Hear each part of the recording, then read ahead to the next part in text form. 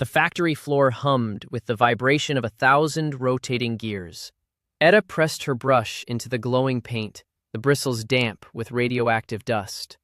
Above the workstations, the overhead lamps flickered with a sickly, rhythmic pulse. Beside her, a veteran painter named Miller clutched his throat as his skin turned translucent. The air around him shimmered like heat haze on a summer highway. Etta stared, her eyes widening as the space around Miller's chest began to fray. Fine, gray static spiraled outward from his collar, eroding the fabric of his apron. The other workers continued their labor, their eyes fixed firmly on the ticking clock. No one else seemed to notice the man dissolving into thin, gray smoke. Etta reached out, but her fingers passed through a cold, biting draft of air. Miller vanished entirely, leaving only his smock draped over the empty wooden stool. A heavy, iron-plated door at the far end of the room creaked open. Two watchmen stepped onto the floor, their boots clicking sharply against the concrete. They carried a siphon, a brass canister strapped to a long, flexible hose. The lead watchman scanned the rows of workers with a bored, metallic gaze. His eyes lingered on the empty stool where Miller had sat moments before. He clicked a switch on his belt, and the siphon's nozzle hissed with blue sparks. Etta gripped her brush so hard the wood splintered against her palm. She looked toward the center of the room where her brother Finn stood. Finn was busy aligning the dials on a massive turbine, his back to the guards. The air surrounding his shoulders was beginning to ripple with that same gray static. The decay was latching onto him, a hungry, invisible parasite feeding on his marrow. Etta stepped forward, her heart hammering against her ribs like a trapped bird. She saw the lead watchman adjust his grip on the siphon's trigger. The second guard walked toward Finn with a coil of heavy, conductive wire. Etta realized they were not just killing the workers, they were harvesting them. The luminous isotope in their blood was being drained to fuel the city's grid. She looked down at her own hands, seeing the faint, glowing residue under her nails. If she spoke, the watchman would silence her before she finished the sentence. If she stayed silent, the siphon would claim her brother within the hour. The static around Finn's neck intensified, turning into a jagged, swirling vortex. Etta ducked behind a stack of crates, her breath coming in ragged, shallow gasps. She needed to reach the ventilation shaft before the guards reached the turbine. She scrambled over the cold, grease-slicked floor, her boots skidding on loose bolts. Behind her, the sound of the siphon whining filled the cavernous room. It was a high, piercing frequency that made the teeth ache in her skull. She reached the iron ladder leading to the catwalks and hauled herself up. Her muscles burned with the effort, but she did not dare look back. She saw Mr. Sterling standing on the observation balcony, watching the floor below. He held a clipboard and checked a box with a slow, deliberate movement. His face was a mask of cold porcelain, untouched by the misery beneath him. He signaled to the guards, pointing directly at the turbine where Finn worked. Etta felt a surge of adrenaline as she realized the scale of the operation. This was not a mistake or a malfunction. It was a systematic ledger of souls. She pulled a heavy wrench from her belt, her knuckles white with tension. If she dropped the tool into the main gear, the entire line would halt. The resulting explosion of steam would buy Finn enough time to run. She leaned over the railing, gauging the distance to the central drive shaft. The static around Finn was now thick enough to obscure his features. He looked up, meeting Etta's eyes for a brief, agonizing second. He did not scream, but his expression shifted into a silent, desperate plea. Etta raised the wrench, her fingers trembling as she aimed for the gears. The watchmen were only 10 paces from him, their hands reaching for his collar. She let go of the metal, watching it tumble into the churning machinery.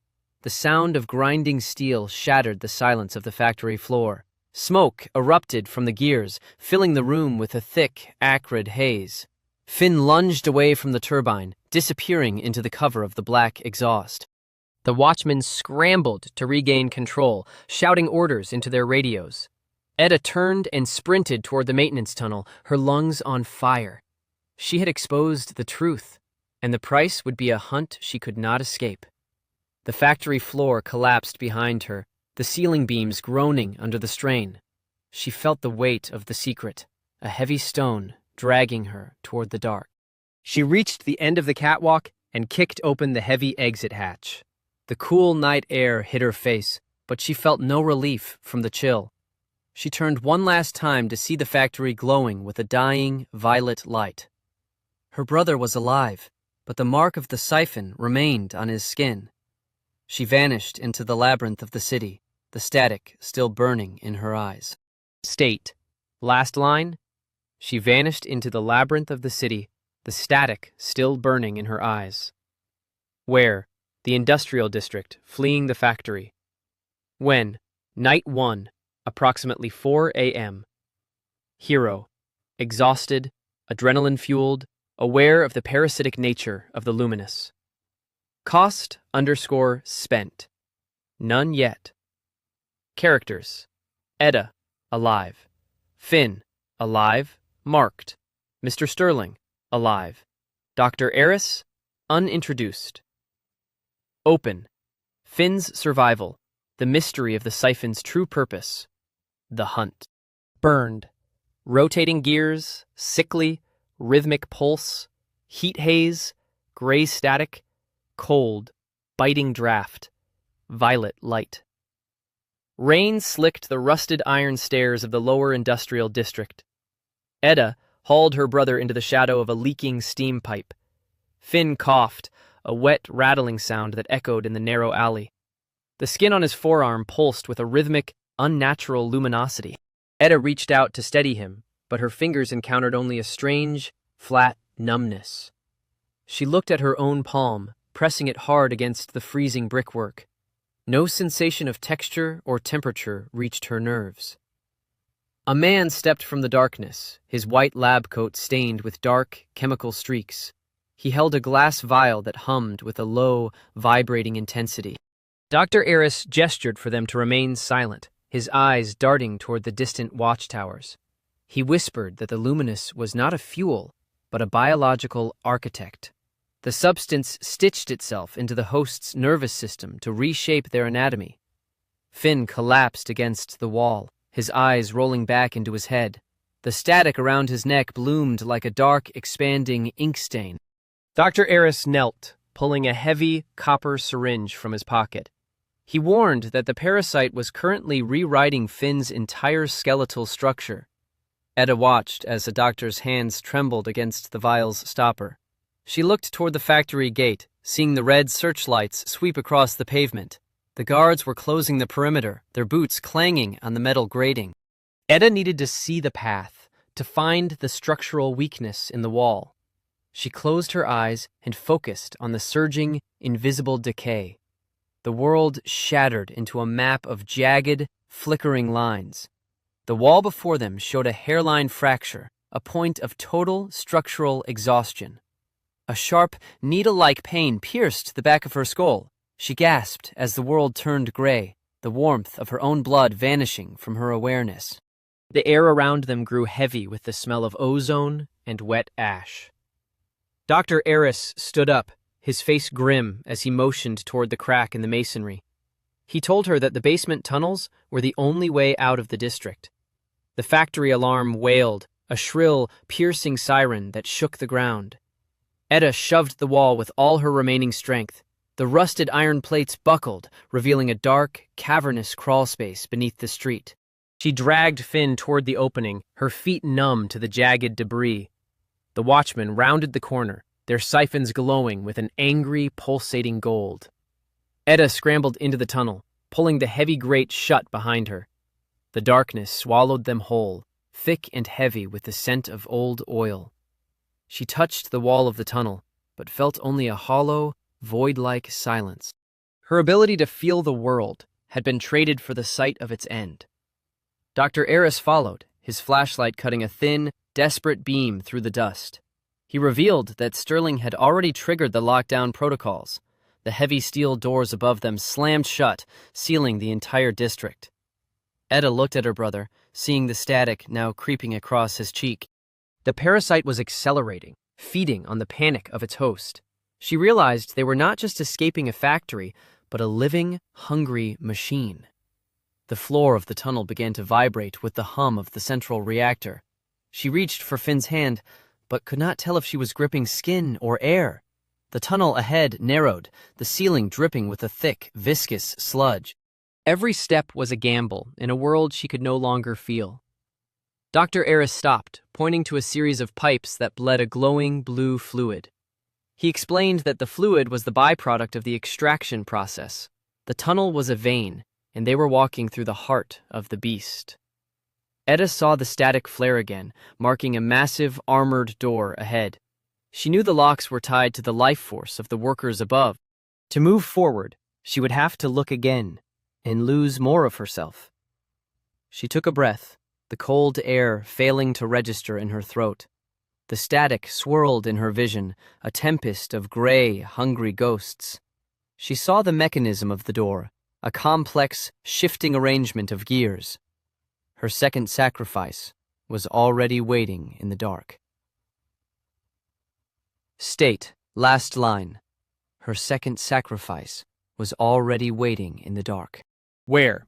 The sub-basement tunnels beneath the industrial district. When? Night 1, approximately 4:30 a.m.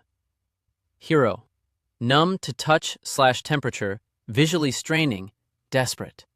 Cost spent. Temperature, 1 of 4 max. Characters. Etta, alive. Finn, alive, Mart. Mr. Sterling, alive. Dr. Eris, alive, guiding them. Open. Escape the basement, find a way to remove the parasite, neutralize Sterling. Burned. Rusted iron stairs, rhythmic, unnatural luminosity, dark, expanding ink stain, jagged, flickering lines, hollow, void-like silence, shrieking siren. Rain slicked the rusted iron of the slum dwellings. Etta dragged Finn into a cramped, windowless room. The air smelled of stagnant water and rotting wood. Finn slumped onto a pile of damp burlap sacks. His skin emitted a faint, sickly pulses of pale green. Etta checked the door, sliding a heavy bolt home. A single candle flickered in the corner of the room. Finn clutched his side, his breath coming in sharp, shallow gasps. The static around his neck throbbed with a rhythmic intensity. Etta knelt beside him, her hands trembling in the dim light. She reached for his wrist to check his pulse. No sensation of heartbeat reached her unresponsive fingertips. Finn pulled away, his eyes darting toward the floorboards. A leather-bound ledger sat tucked beneath a loose plank. Etta pried the wood upward with a rusted nail. She opened the book, revealing rows of names written in red ink. Beside each name was a calculated weight in luminous essence. Finn's name sat at the bottom of the current list. A stamp beside his entry marked him for immediate extraction. Etta traced the ink, her vision blurring at the edges. She looked at her brother, who refused to meet her gaze. Finn whispered that the watchman promised her safety in exchange. His voice cracked as he confessed to their secret correspondence. The betrayal hit her harder than the loss of her touch. Etta stood, the room spinning around her static-filled vision. She grabbed a heavy iron wrench from the workbench nearby. Finn reached out, but his fingers slipped through the empty air. Etta stepped out into the narrow, fog-choked alleyway. A lone watchman stood by the street lamp, his siphon humming. The device glowed with a predatory, golden light. Etta moved through the shadows, her feet silent on the wet stone. She lunged from the darkness, swinging the wrench with all her might. The tool struck the guard's shoulder, sending him staggering back. He recovered instantly, his siphon pulsing in a blinding arc. Etta scrambled behind a stack of crates, gasping for breath. She looked at her own hands, trying to summon the sight. A sharp, metallic taste coated her tongue, bitter and dry. The world fractured into a jagged, pulsing grid of decay. She saw the guard's internal anatomy failing under his own tech. A hairline fracture appeared in the siphon's containment housing. Etta darted forward, aiming for the glowing, fragile glass. The guard spun, his boot slamming into her ribs. She hit the wall, the breath driven from her lungs. Her vision flickered, the gray static swallowing the street lamps. The guard loomed over her, his hand reaching for his blade. Etta rolled to the side, her movements stiff and uncoordinated. She swung the wrench again, shattering the siphon's external casing. Blue fluid sprayed into the air, sizzling against the brickwork. The guard screamed, his flesh beginning to blister and warp. Etta scrambled to her feet, ignoring the pain in her side. She sprinted into the labyrinth of the lower docks. The sound of heavy boots echoed against the metal walls. She ducked behind a crane, listening to the guards shouting nearby. Her trust in Finn lay in ruins, a broken, hollow thing. She was alone in a city that wanted her harvested. The darkness of the docks offered no comfort or safety. Etta looked at her palm, seeing only the gray, swirling void. She was becoming the shadow she had once feared. A searchlight swept over her hiding spot, blindingly white. She pressed her back against the cold, unyielding iron. The hunt had shifted from the factory to the streets. Every sound in the alley became a potential death sentence. She needed a way to neutralize the remaining siphons. The ledger in her pocket felt like a leaden weight. She turned toward the docks where the ships waited. The water churned, black and thick with industrial waste. Etta moved into the fog, a ghost in her own life. State. Last line. Etta moved into the fog, a ghost in her own life. Where? The lower docks of the industrial district. When? Night 1, approximately 5:15 a.m. Hero. Numb to touch/temperature, taste fading, vision straining, isolated. Cost _spent. Temperature 1, taste 2, 2 of 4 max. Characters. Etta, alive. Finn, alive, betrayed her. Mr. Sterling, alive. Dr. Eris, alive. Open. Escape the guards, find a way to stop the siphons, confront Sterling. Burned. Rusted iron, rhythmic intensity, pale green, stagnant water, jagged, pulsing grid, blinding arc, industrial waste. The pier planks groaned under the weight of her desperate flight. A thick, sulphurous mist rose from the harbor, clinging to her coat like wet wool. Behind her, the rhythmic thud of heavy boots signaled the watchman closing the distance.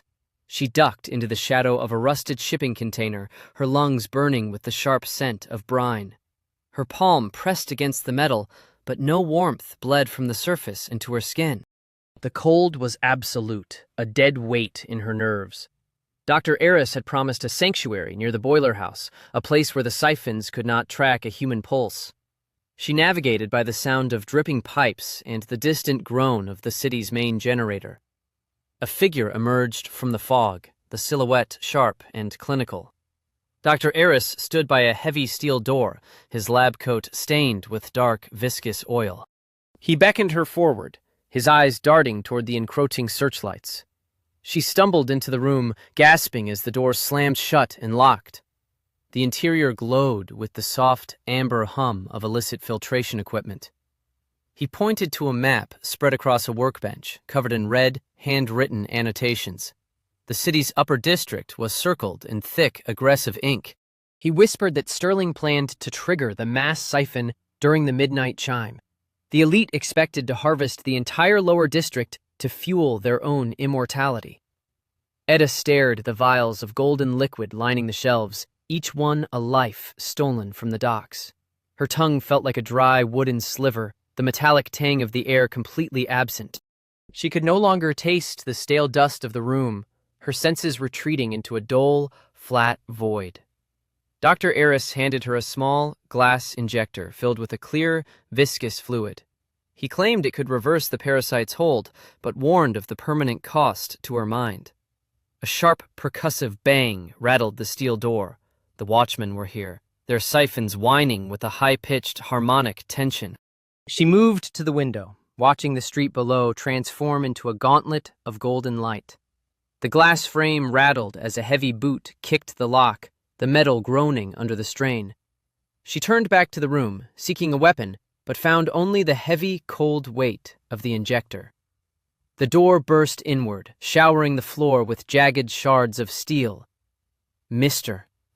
Sterling stepped through the wreckage, his suit immaculate against the grime of the docks. He did not carry a weapon, only a small, elegant remote that pulsed with a steady, synthetic heartbeat. Etta reached out with her mind, desperate to read the decay behind his polished facade. She unleashed the sight, the world tearing apart into a violent, monochromatic storm of static. Her brain buckled under the intensity of the vision. She looked at Sterling, expecting to see a man, but the image shattered before her. His face was gone, replaced by a churning vortex of white, hollow decay that blinded her. The static consumed his features, leaving only a silhouette of pure, hungry void. He spoke, but his voice was a rhythmic, grinding sound that echoed inside her skull. She realized with a jolt of terror that she could no longer see the man at all. Her eyes traced the outline of his neck, but she saw only the shifting, endless abyss. The room tilted, the floor dissolving into a sea of flickering gray noise. She gripped the workbench, her knuckles white, her focus slipping into the crushing darkness. Sterling moved closer, his form a flickering, unstable ghost in her failing sight. She stood frozen, trapped in the center of a nightmare she could no longer name. State. Last line. She stood frozen, trapped in the center of a nightmare she could no longer name. Where? The hidden lab near the boiler house. When? Night 1, approximately 5:45 a.m. Hero. Numb to touch/temperature, taste gone, vision failing, identity fracturing. Cost_spent. Temperature 1, taste 2, sight 3, 3 of 4 max. Characters. Etta, alive, vision failing. Finn, alive, betrayed her. Mr. Sterling, alive, confronting her. Dr. Eris, alive, hiding. Open, escape. Sterling, prevent the mass siphon, survive the final cost.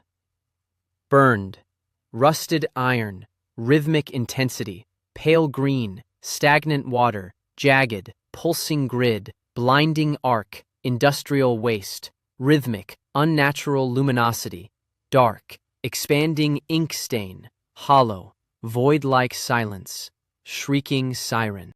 The heavy steel door groaned under the pressure of the watchman's hydraulic rams.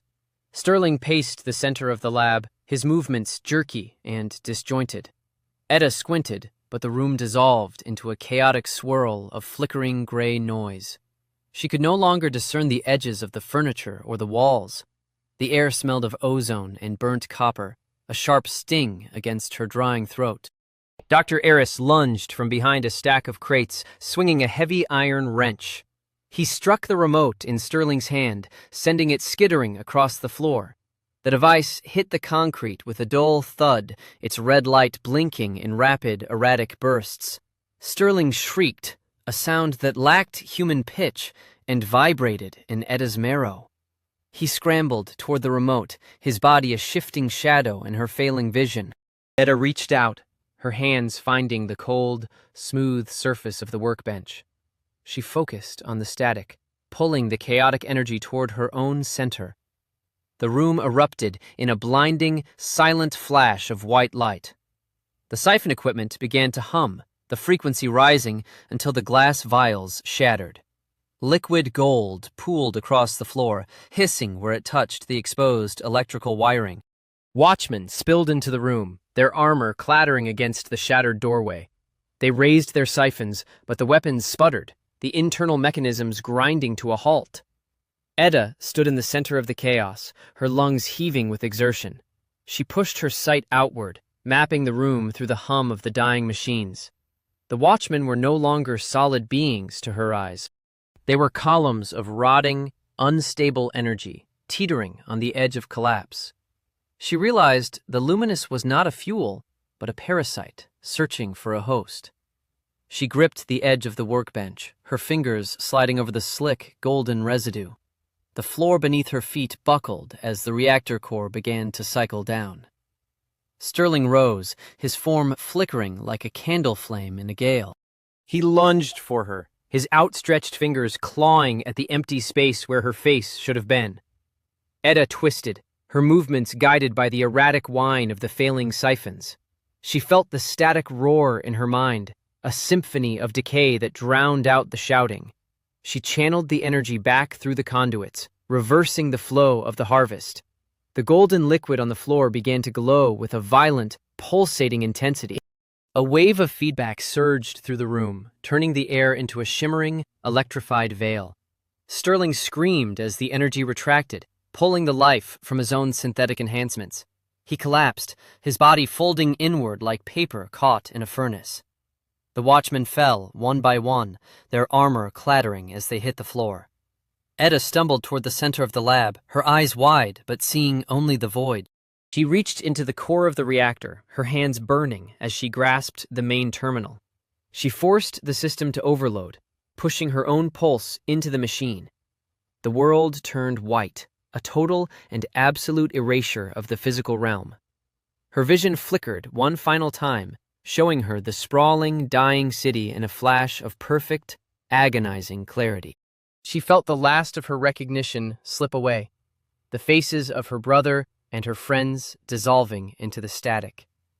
The reactor shattered, sending a shockwave of pure, unadulterated light across the docks. Silence descended, heavy and absolute, covering the ruins of the industrial district.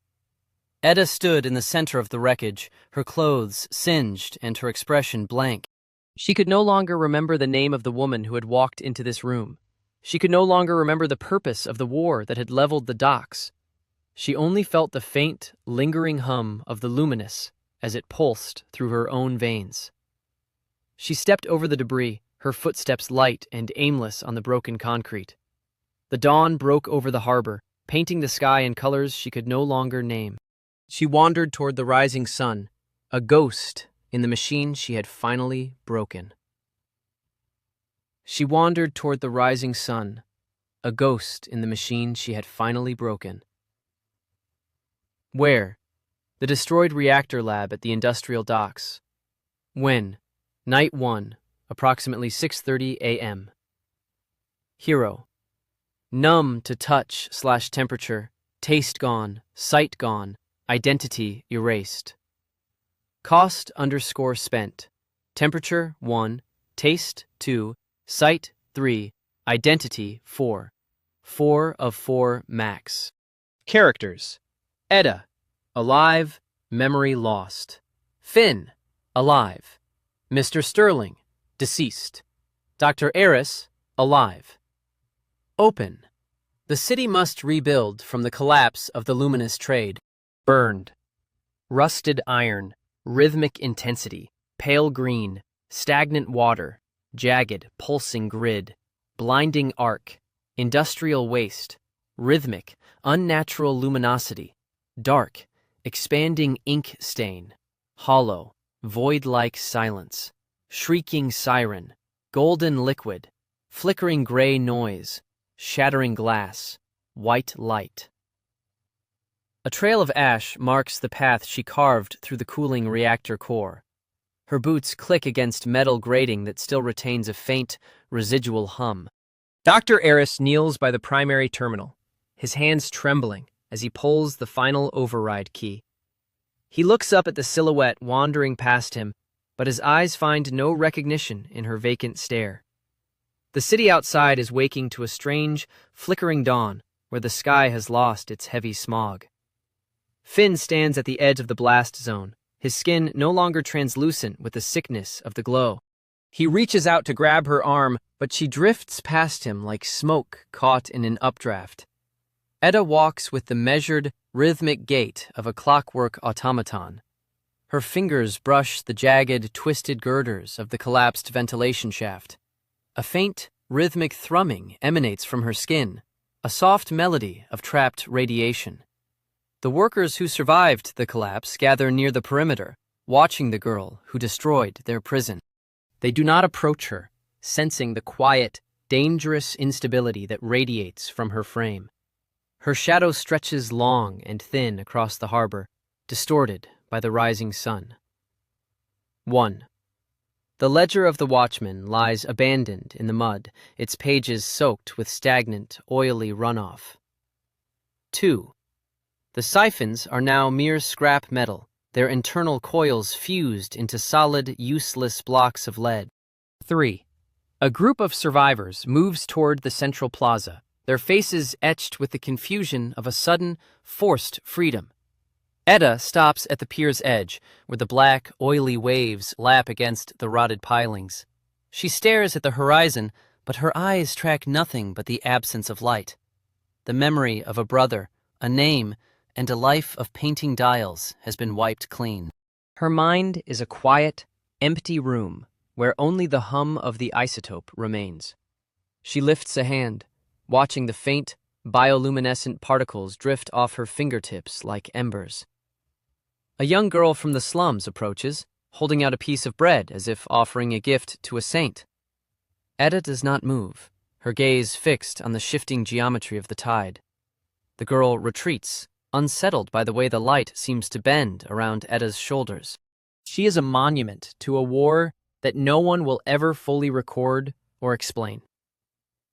The city begins to churn with the noise of people emerging from the shadows of the industrial district. They look to the harbor, expecting a leader or a savior, but they find only a ghost. Her presence acts as a silent, invisible anchor, holding the remaining luminous in check. Wherever she walks, the ground seems to settle, the frantic vibration of the city finally coming to rest. She turns away from the water, her steps leading toward the heart of the capital. The crowds part instinctively, creating a wide, respectful circle around her path. They do not know that she paid for their tomorrow with the entirety of her yesterday. She passes the ruins of the corporate towers, her skin glowing with a steady, haunting intensity. The light she carries is the same light that once poisoned them, now reclaimed and turned into a beacon. She is the living archive of their suffering, a vessel that can never be emptied. As the sun climbs higher, the city begins to rebuild on the foundation of her sacrifice. She keeps moving, an aimless, radiant wanderer crossing the threshold of a new era. The hum of the isotope grows louder as she reaches the city gates, signaling a power that has no master. She steps into the bustling streets, the first of many days in a world she saved but cannot know. The story of the dial painter ends here, but the light she leaves behind is only just beginning to burn.